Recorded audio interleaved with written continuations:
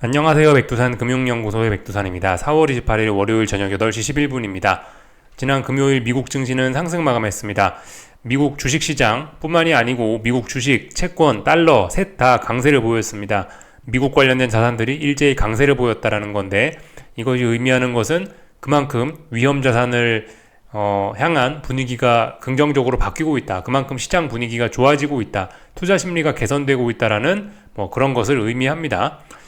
지금 이 보여지는 이런 현상들, 미국 자산의 일제히 강세, 주식, 채권, 달러 3종 세트가 이 3종 세트가 모두 같이 움직이는 거, 다 같이 강세를 보이고 다 같이 약세를 보이는 거. 이런 일은 사실 일반적인 일은 아닙니다. 그죠?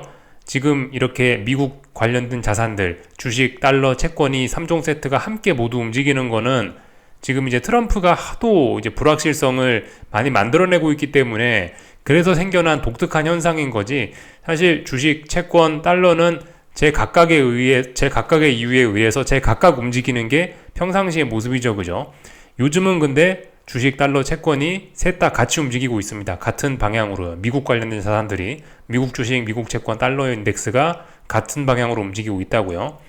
아무튼 이 지난 금요일 날 3종 세트가 다 같이 한쪽 방향으로 다 같이 긍정적이다 이런 쪽으로 움직였는데, 아무튼 이렇게 긍정적으로 비록 긍정적으로 움직였다라고 하나 여전히 미국 주식, 미국 채권, 미국 달러 얘네가 같이 움직인다는 현상 자체는 사실 지금 아직도 이 시장이 완전히 안정되지는 못했다는 그런 것을 보여주는 그런 증거가 될 수 있겠습니다. 어쨌든 그래서 이런저런 측면에서 단기적으로는 지금 이제 위험 자산들의 긍정적인 분위기가 이어지고 있다. 단기적으로 투자 심리는 굉장히 많이 개선이 되고 있는데, 중기적이나 장기적인 관점에서는 여전히 좀 이 불확실성이 남아있는, 좀 여전히 안심할 수는 없는 그런 불안한 시기를 보내고 있습니다. 단기적으로는 매우 좋아요. 근데 그래서 지난 금요일날 미국 증시 상승한 걸 보시면은 나스닥이 눈에 띄게 많이 올랐습니다. 그죠? 러셀 지수는 거의 오르지도 못했습니다. 나스닥이 1.2% 올랐고 다우와 러셀 지수는 강보합 정도로 마감이 됐네요. 그죠? 나스닥이 강하게 올랐다라는 건 빅테크가 강하게 움직였다라는 것이고, 이 이야기는 그만큼 시장의 심리가 개선이 되고 있다라는 걸 또 의미할 겁니다. 위험 자산을 이제 사자, 이런 긍정적인 분위기 많이 지금 시장에서 보이고 있습니다. 그래서 상승한 종목 수가 좀 얼마 되지는 않습니다. 러셀 지수가 약한 걸 보니까요. 대형주 위주로 올랐다는 걸 우리는 알 수 있습니다. 상승 종목 수 한 절반, 하락 종목 수 한 절반 정도 되죠. 그죠? 하여튼 쏠림이 다시 나타나고 있는 그런 상황입니다. 한동안 나스닥이 정말 약했고 반도체가 정말 약했는데, 이제 분위기가 이제 조금 좀 괜찮아지니까 다시 가장 약했던 친구들, 그러니까 예전에 가장 강했던, 한동안 가장 약하던 나스닥이나 빅테크 위주로 매수세가 많이 몰리고 있죠. 그래서 지난주 금요일에 말씀드린 게 미국 관련된 자산들 3종 세트, 채권, 주식, 달러가 모두 중요한 어떤 저항을 앞두고 있는데, 이 저항을 지금 이 자리가 어떤 의미 있는 자리이기 때문에 이 자리를 쉽게 넘어설 수 있을지 좀 의문이다. 이 자리 잘못하면 조정이 이렇게 나올 수도 있는 날이다. 그래서 눌림시 매수가 정석적인 대응이다라 말씀을 드렸는데, 얘네가 돌파 한착을 해버렸어요. 그러니까 단기적으로는 더욱더 긍정적이고, 나스닥, 미국 주식, 미국 채권 이런 친구들은 정말 강하다라고 이야기할 수 있겠습니다. 단기적인 측면에서요. 그죠? 나스닥, 그래서 말씀드렸던 중요했던 자리가 어디라고요? 여기입니다. 4월 9일 날 미국 주식이 급등했던 날이 있죠. 요날 나스닥이 12% 올랐던 날, 이날 만들어낸 종가나 고가 이쪽이 어떤 무거운 저항이라고 할 수 있겠습니다. 근데 그 자리를 지난주 금요일에 시원하게 돌파한 착에 그 자리를 시원하게 돌파한 착했으니까 일종의 레벨업 이렇게 보시면 되겠고, 이 지난번 여기 있는 이 자리는 이제 중기 바닥이 확실해진 거죠. 그리고 요렇게 해서 바닥 하나, 바닥 둘 이렇게 해서 쌍바닥, 진짜 완성이라고 할 수 있겠죠. 그죠? 중요한 저항까지 돌파 한착하면서 레벨업까지 했으니까 나스닥 기준으로는 이제 쌍바닥 완성했다라고 볼 수가 있겠습니다. 근데 쌍바닥 완성했다고 반드시 그게 계속 올라간다라는 걸 의미하는 건 아니죠. 지금 확인한 건 뭐다? 이제 하락을, 이제 여기서부터 시작된 요 하락 파동을 끝낸 겁니다. 요 하락 파동을 끝내고 상승 파동을 시작을 하긴 한 건데, 근데 말씀드렸다시피 위쪽에 저항들이 많이 있다고요. 그죠? 기술적인 측면에서 여기도 저항, 여기도 저항, 하여튼 이런 자리들이 저항이고, 또 그리고 말씀드렸다시피 뭐 트럼프가 계속해서 불확실성을 만들어내고 있기 때문에 이런 저항들을 쉽게 넘어서기는 어렵겠다. 앞으로 상승 탄력이 둔화될 수밖에 없겠다 생각을 하셔야 되겠습니다. 미국 주식에 대한 매력이 떨어졌다 이렇게 생각하시면 되겠습니다. 지금 단기적으로는 굉장히 강하게 예상외로 깜짝 이렇게 잘 올라오고 있을지 몰라도 앞으로 대폭등을 기대하는 것은 기본 시나리오가 아니겠습니다. 자칫 잘못하면 나스닥, S&P 미국 주식이 추세적으로 꺾이는 것도 고민을 좀 해봐야 돼요. 근데 일단 아직까지는 쌍바닥 만들고 이러니까 그래 미국 주식 상승 탄력이 떨어지는 선에서 이 정도 박스권이나 그리겠구나 라고 생각하는 게 그냥 보편적인 관점이 아닐까 싶습니다. 그래서 일단 나스닥을 좀 살펴봤고요. S&P도 보겠습니다. 비슷한 그림이라 사실 딱히 볼 건 없을 것 같은데 S&P 지수도 중요한 저항 여기를 돌파한 착했죠. 지난 4월 9일날 급등했던 이 자리 저항을 다 넘어섰으니까 레벨업 된 겁니다. 그래서 S&P 지수도 이렇게 쌍바닥을 이렇게 만들어낸 모습을 쌍바닥을 이렇게 만들어냈습니다. 그래서 시장 변동성도 굉장히 많이 안정이 되고 있습니다. 지금 보시는 건 변동성 추정하는 ETF죠, 그죠? 제가 말씀드렸던 중요했던 자리가 여기입니다.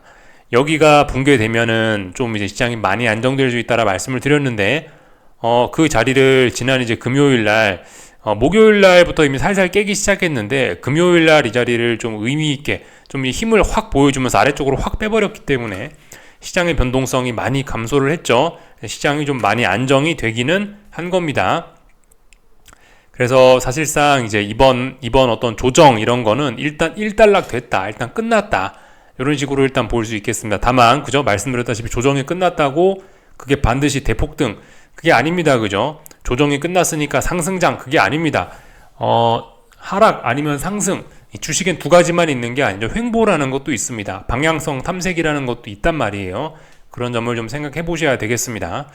하여튼 이 대표적인 위험자산인 빅테크 나스닥이 최근에 좀 탄력적으로 올라오면서 러셀 지수의 상승 탄력은 상대적으로 많이 떨어지는 그런 모습이 좀 눈에 띄네요. 반도체까지만 좀 한번 더 볼까요? 반도체 지수인데요. 반도체 지수도 지금 보시면 비슷합니다. 약간 약해요. 반도체 지수 기준으로 해서 이 중요한 저항에 살짝 턱걸이 안착했습니다. 턱걸이 안착. 중요한 저항 기준을 여기로 보시면 될 것 같긴 합니다. 그 4월 9일 수요일 날 급등했던 날의 종가를 기준으로 보시면 될 것 같고 그 자리가 아무튼 살짝 돌파 한짝 됐으니까 어쨌든 레벨업 되긴 됐습니다. 그래서 반도체 지수도 일단은 쌍바닥을 만들면서 일단 중기적으로 쌍바닥을 확인을 했고 이렇게 일단 올라오고 있는 모습인데 조금 좀 불안하죠. 중장기적으로는 많이 훼손이 된 겁니다. 상승이요. 그래서 이런저런 내용을 봤고요. 30년물 채권 보고 계십니다. 미국 30년물 채권. 중요했던 자리가 어디일까요? 여기겠죠? 여기 이 자리 생각하시면 됩니다. 줄을 이미 한번 그어놨었네요. 여기 3월 27일 종가 이 자리를 좀 중요한 자리로 생각하시면 되겠습니다. 3월 27일 종가가 중요한 저항이었는데 금요일날 돌파 한착 했으니까 채권도 레벨업이 됐구나 이렇게 생각하시면 되겠습니다. 채권도 좀 불안했지만 이렇게 쌍바닥을 확인하고 이제 일단 올라가기로 마음을 먹었다 이렇게 생각하시면 되겠습니다. 그래서 이 중요한 저항을 돌파 한착 했으니까 눌림시 매수가 이제 정석적인 대응이 될 겁니다. 쌍바닥 요렇게 확인한 거예요. 그죠? 여기 중기바닥, 여기 또 다른 단기바닥 여기 확인하고 요렇게 쌍바닥 찍으면서 상승을 하는 모습 보고 계십니다. 근데 말씀드렸다시피 지금 채권이 어떻게 됐다고요? 30년물 채권인데 이 친구가 지금 이평선들이 쫙 모여 있다고요. 이평선들이 수렴한 거는 뭘 의미하죠? 힘이 모여 있다라는 걸 의미합니다. 압력이 굉장히 많이 쌓여 있다. 이게 어딘가로 터져나올 수 있습니다. 위로 터져나오면 위쪽으로 대박, 아래로 터져나오면 아래쪽으로 대박을 기대할 수 있을 겁니다. 근데 지금 이거는 단기적인 그런 관점에서 하는 이야기가 아니죠. 그죠? 지금 매우 무거운 이평선들까지 다 모여 있으니까 지금 이런 자리들, 지금 이렇게 힘을 모아놓은 자리에서 이렇게 위쪽이나 이렇게 아래쪽으로 가는 거는 그거는 큰 추세를 만들어낼 가능성이 있는 겁니다. 근데 일단 이렇게 바닥을 좀 잘 만들고 있고 채권이 그리고 연준에서 뭐 자칫 잘못하면 뭐 이제 뭐 빨리 금리 인하를 할 수도 있고 뭐 미국의 경기 침체 뭐 가능성 이런 이야기가 스물스물 피어나오고 있죠. 그래서 방향은 채권이 아래로 가기보다는 이렇게 위로 올라갈 가능성이 좀 높지 않겠냐라는 생각입니다. 중요한 건 이 빨간색 선이죠. 위에서 빨간색 선이 내려오고 있습니다. 이게 중요한 저항입니다. 여기 역사적인 고점 20년 3월달, 그리고 여기 이쪽에 보시면은 뭐 21년, 22년, 21년에서 22년이 겨울, 21년 겨울에 만들어 놓은 이런 중요한 고점들을 연결하면은 이렇게 빨간색 추세선이 나오는데, 이 빨간색 추세선이 돌파 한착 되면은 무시무시한 일이 일어날 수 있을 겁니다. 그죠? 이 빨간색 선이 돌파 한착 되면은 그럼 이제 채권의 시대가 열리지 않겠느냐 생각을 좀 하셔야 되겠습니다. 채권의 시대가 됐다는 이야기는 뭐 경제가 안 좋아지고 주식의 매력이 떨어지고 뭐 주식이 하락하고 그런 시기를 생각을 할 수 있겠죠. 지금 보시면 뭐 일단 그렇게 지금 당장은 그 시기가 아닌데 그 시기가 분명 멀지는 않아 보이긴 합니다. 지금 큰 측면에서 보면 뭐죠? 이렇게 삼각 수렴형이죠. 위에서 이렇게 추세선이 내려오고 아래에서 이렇게 추세선이 올라오고 삼각 수렴형일 겁니다. 삼각 수렴형. 근데 그 끝자락까지 그렇게 많이 남아있지는 않아 보입니다. 그죠? 삼각형이 뾰족하게 끝쪽을 향해서 모여져 가고 있죠. 아무튼 지금 아직 당장은 그래서 채권의 시대는 아니고 아직은 조금 더 주식으로, 아직은 좀 더 주식에 희망적인 그런 시간이 있긴 있을 겁니다. 당장 뭐가 안 좋고 뭐 그런 건 아니고요. 하여튼 뭐 달러가 다시 슬슬 바닥을 다지면서 찔끔찔끔 올라오려고 하고 있는데요. 지금 보시는 건 유로화죠, 그죠? 근데 어쨌든 이번에 이 달러 약세, 유로화 강세는 워낙 뚜렷하고 강하게 진행이 됐었어 가지고 지금 이제 유로화 보고 계십니다. 유로화. 이걸 뒤집으면 달러 인덱스라고 보셔도 무방한데, 뭐 뒤집어 놓고 볼까요? 이렇게 하면 달러 인덱스죠. 달러가 약해졌다 이렇게 볼 수 있을 거고, 그죠? 지금 보시는 건 유로화 뒤집은 건데, 아무튼 바닥을 만들고 이렇게 올라오려고 하는 냄새도 잘 안 납니다. 지금 달러가 하고 있는 건 뭐다? 바닥을 확인하고 있습니다. 바닥을 확인하면서 절절절절 기어가고 있는 거예요. 아직 이거는 이 중요한 자리를 돌파 한장 해야 이렇게 막 올라올 거다, 그렇게 이야기를 할 수 있습니다. 이 달러의 하락은 일단락된 거지, 잠시 일시정지가 된 거지, 이게 완벽하게 이제 하락을 끝내고 이렇게 다시 달러 강세의 시대가 온다, 지금 그런 걸 이야기할 때가 아닙니다. 지금 달러는 어쨌든 굉장히 힘이 많이 빠졌고 약해지고 있습니다. 물론 달러가 이제 잠시 다시 뭐 반등을 하거나 그럴 수는 있겠지만은 지금 상황에선 달러가 추세적으로 강세가 나타나기는 특별한 이슈가 없으면은 좀 일단 어려워 보이긴 합니다. 그렇다면 이 달러 약세가 만약에 조금 좀 추세적으로 좀 길게 이어진다라면은 원자재나 뭐 신흥국 이런 주식들은 조금 좋을 수 있겠죠, 그죠? 조금 좋을 수 있을 겁니다. 그렇게 생각하시면 될 것 같아요. 하여튼 그런 측면에서 이제 오늘 아시아 증시, 오늘 한국 증시의 내용을 좀 잠깐 생각을 해볼 수도 있을 것 같은데, 지난 금요일에는 이제 미국 나스닥이 굉장히 강했잖아요. 나스닥이 1점 몇 프로 올랐는데, 이 1점 몇 프로 오르면서 오늘 사실 한국 증시는 좀 서운했습니다. 그죠? 한국 증시는 코스피가 보합, 코스닥은 뭐 1.78% 하락 마감했어요. 좀 많이 안 좋았죠. 그죠? 이렇게 미국으로 다시 돈이 강하게 쏠려 들어가면은 또 신흥국 증시가 좀 별로 안 좋을 수 있습니다. 그죠?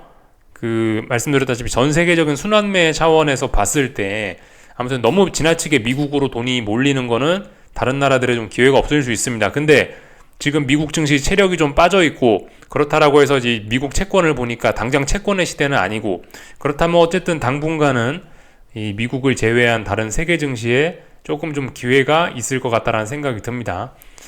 그러니까 지난 금요일 밤은 미국 증시로 쏠림이 조금 좀 나타났던 그런 날인 것 같아요. 그래서 오늘 한국 증시가 상대적으로 조금 좀 서운했던 것 같기도 합니다. 하여튼 뭐 여러 가지 이유가 있겠습니다만은 뭐 그런 측면으로 오늘 한국 증시가 좀 약했던 거를 설명할 수 있을지도 모르겠어요. 어느 정도 좀 설명할 수도 있을 것 같습니다.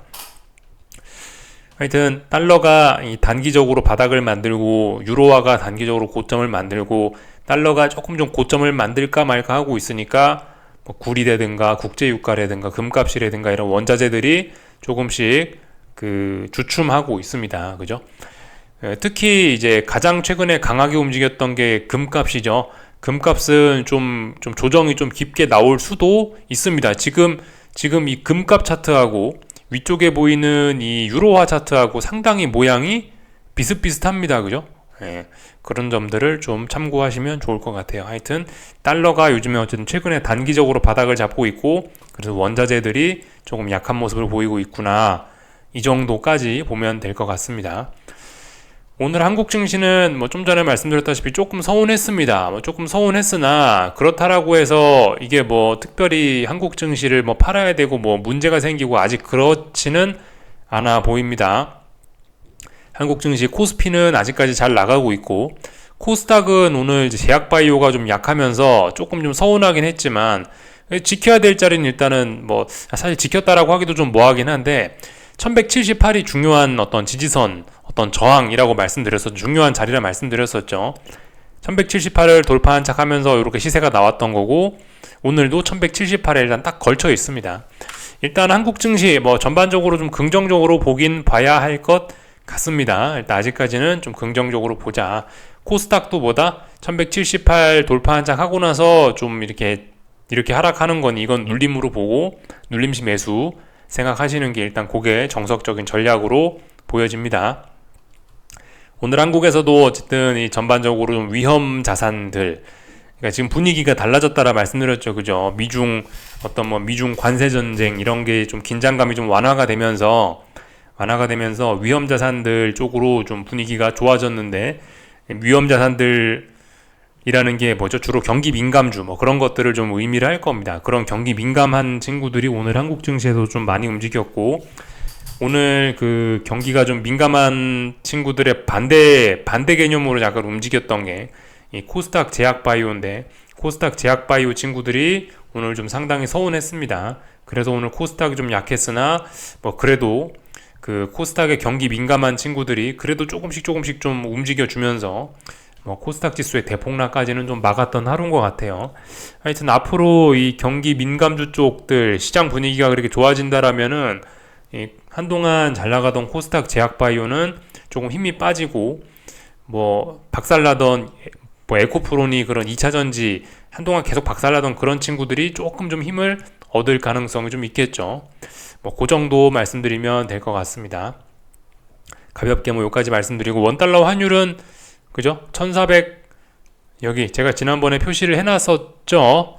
여기 이 자리 1444.8원 1444.8원 정도까지가 뭐 어쨌든 1448.2원 뭐 혹은 8원, 이 자리가 무거운 저항입니다. 정확하게 따지면 1444.8원이네요 1444.8 1444.8원 그쪽 부근이 조금 무거운 어떤 마디 가격, 이렇게 생각하시면 되겠습니다. 지난번 중요했던 자리죠. 대략적으로 이 자리쯤 되겠네요. 조금 더 올라올 수 있는데, 아무튼 이 말씀드렸다시피 이번에 원달러 환율 워낙 여기서 저항을 많이 만들었고, 저점까지 낮추고 있기 때문에 좀 추세적으로 이제 조금 원화가 좀 강세로 좀 당분간 나타나지 않을까라는 생각을 일단 좀 하고 있다고요. 뭐 그래서 한국 증시가 좀 더 긍정적일 수도 있습니다. 그죠? 이런저런 점들 쭉 다 살펴봤고요. 그 미국 증시가 강하면서 뭐 미국과 함께 가는 일본 증시 이런 것들은 긍정적인 모습, 미국과 함께 가는 유럽 증시 이런 것들은 좀 긍정적인 모습, 독일 증시입니다. 그죠? 잘 나가고 있고요. 미국과 좀 반대되는 이 중국 증시 이런 것들은 좀 약한 모습을 보이고 있다는 거 참고적으로 좀 알아두시면 좋을 것 같고요. 위험자산 분위기가 좋아졌으니까, 위험자산 하면 대표적으로 비트코인 그런 거죠. 비트코인 같은 것들 잘 나가고 있고, 이 정도 흐름만 체크하시면 좋을 것 같습니다. 이번 주에는 하여튼 여러 가지 중요한 경제 지표들 발표가 좀 많이 있습니다. 수요일 밤, 그리고 뭐 목요일 밤, 금요일 밤, 수목금 중요한 경제 지표들이 좀 많이 발표가 되니까 이런 점들이 좀 시장을 좀 움직일 수 있다 생각하시면 될 것 같습니다. 여기까지 하겠습니다. 궁금한 거 리플 남겨주시고 내일 저녁에 뵙겠습니다.